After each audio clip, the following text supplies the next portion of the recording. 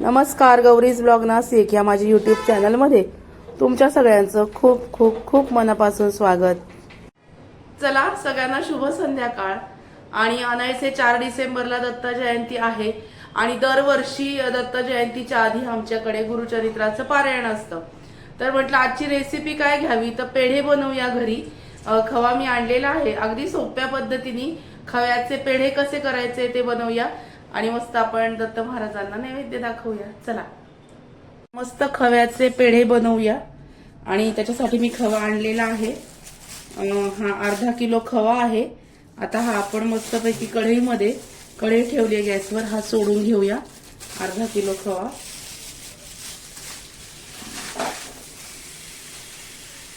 खवा मस्त आपल्याला आधी परतून घ्यायचा आहे। एकदम सोपी रेसिपी आहे, अजिबात अवघड नाही। मीडियम गॅसवरती हा खवा छान पातळ असा होईल।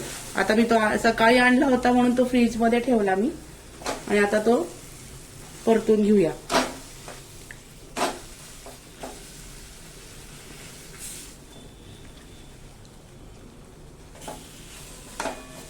थोड्या ठेवायचा असा बारीक गॅसवर, आपोआप हळूहळू मऊ व्हायला लागतो। आणि आणल्यावर सकाळी मी बाहेर नव्हता ठेवला ना, फ्रीज मध्ये ठेवला होता, त्याच्यामुळं गॅस बारीक करायचा।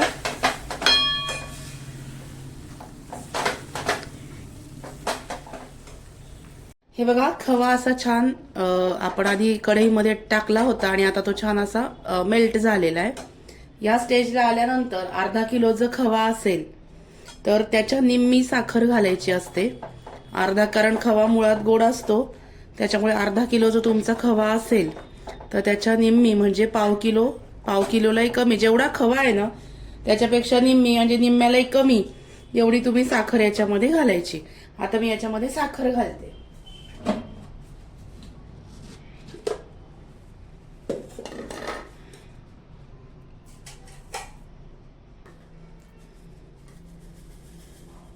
याच्यात मी साखर घातली, जेवढा खवा होता त्याच्यापेक्षा थोडीशी कमी, निम्मी आणि निम्म्याला पण कमी एवढी साखर याच्यामध्ये घालायची। आणि मग हे छान असं हलवायचंय आपल्याला।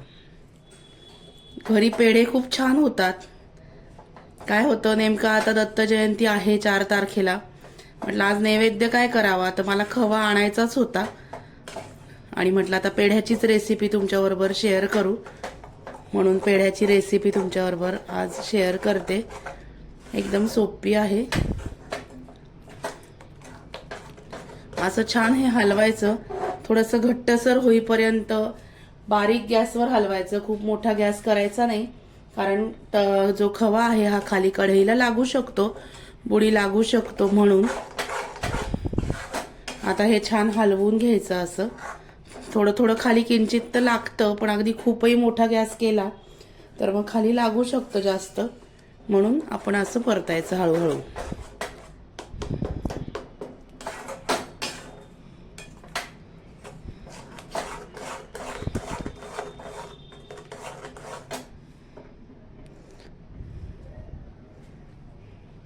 आणि घरी छान मस्तपैकी पेढे तयार होतात। मिल्क पावडर वगैरे जर घातलं ना तर मग तो पदार्थ थोडा हेवी होतो, पचायला त्रास होतो, म्हणून शक्यतो नॅचरल आपण वापरत असतो। कुठल्याच प्रकारचे प्रिझर्वेटिव्ह वगैरे मी घालत नाही। साखर टाकल्यानंतर साखर वितळली की खवा मऊ होतो, अजून पातळ होतो। मग हे छान मस्तपैकी घट्ट होईपर्यंत हलवून घेऊया आणि मग मी बोलते तुमच्या बरोबर। खव्यामध्ये साखर घातली की तो घट्ट होण्यासाठी थोडासा वेळ लागतो, आणि जर आपल्याला एखादं चांगलं व्यवस्थित आणि नीटनेटकं काम करायचं असेल तर मग घाई करून चालत नाही, थोडासा वेळ लागला तरी निगुतीने ते काम व्हायला पाहिजे। हळूहळू घट्ट होतो पण थोडासा वेळ लागतो,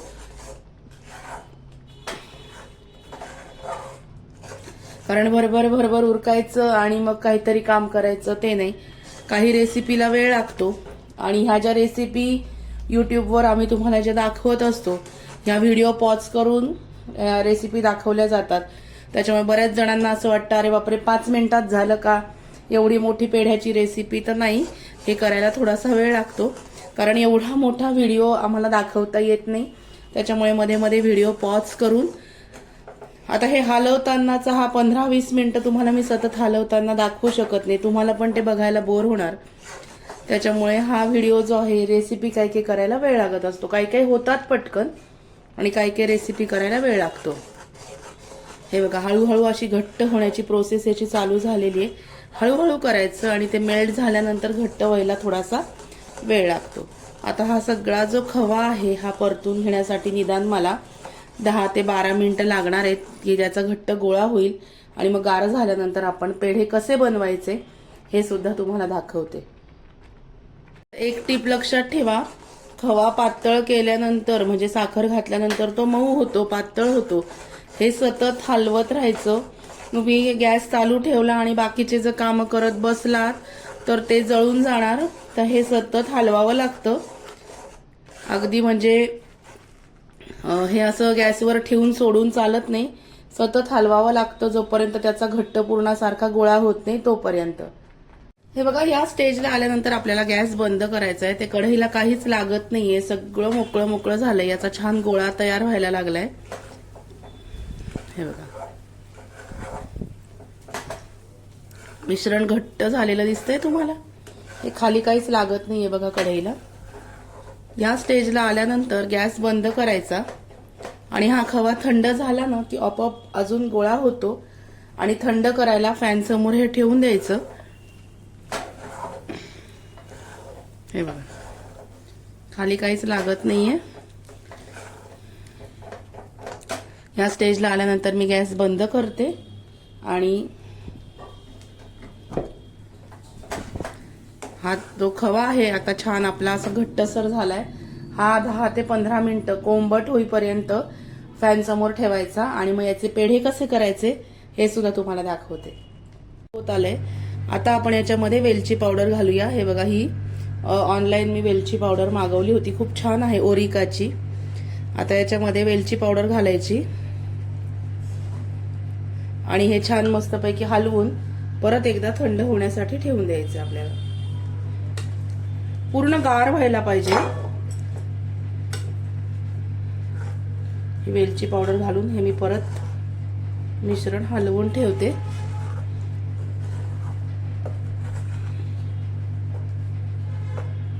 आणि आता हे परत एकदा थंडगार झालं किंवा आपल्याला हाताने याचे पेढे वळता येते। पेढ्याचं मिश्रण एकदम छान थंड झालेलं आहे आणि आता मस्त याचे आपण पेढे बनवूया।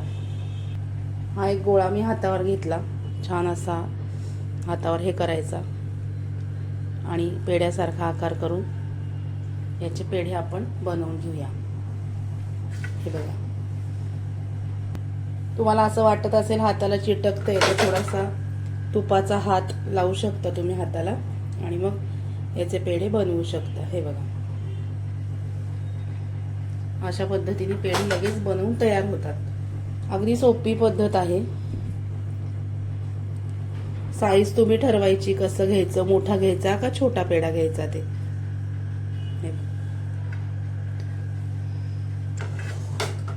हे बघा असे पेढे छान बनवून घेऊया आणि गार करत परत तुम्हाला असं वाटलं थोडं कोंबट वाटतंय, गार झाल्यानंतर पेढा छान वठला जातो।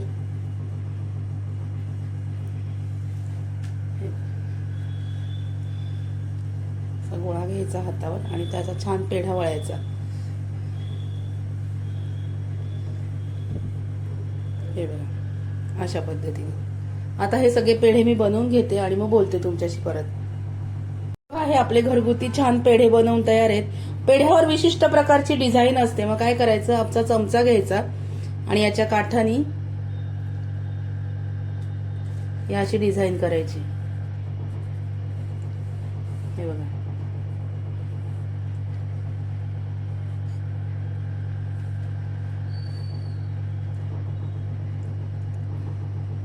अशा पद्धतीने ही डिझाईन अशी करायची। हे बघा हे घरगुती पेढे बनवून तयार आहेत आणि घरगुती पेढा आहे। ही डिझाईन करायला पेढा पूर्ण गार व्हावा लागतो। आता हा मी कोंबट याच्यामध्ये वळलेला आहे पेढा, पण नक्की करून बघा, कशी वाटली रेसिपी ते मला नक्की कळवा। व्हिडिओ आवडला असेल तर व्हिडिओला लाईक, शेअर आणि सबस्क्राईब करायला विसरू नका. भेटूया अशाच नवीन व्हिडिओमध्ये नवीन विषयाबरोबर उद्याला. तोपर्यंत स्वतःची काळजी घ्या. Bye bye. Take care.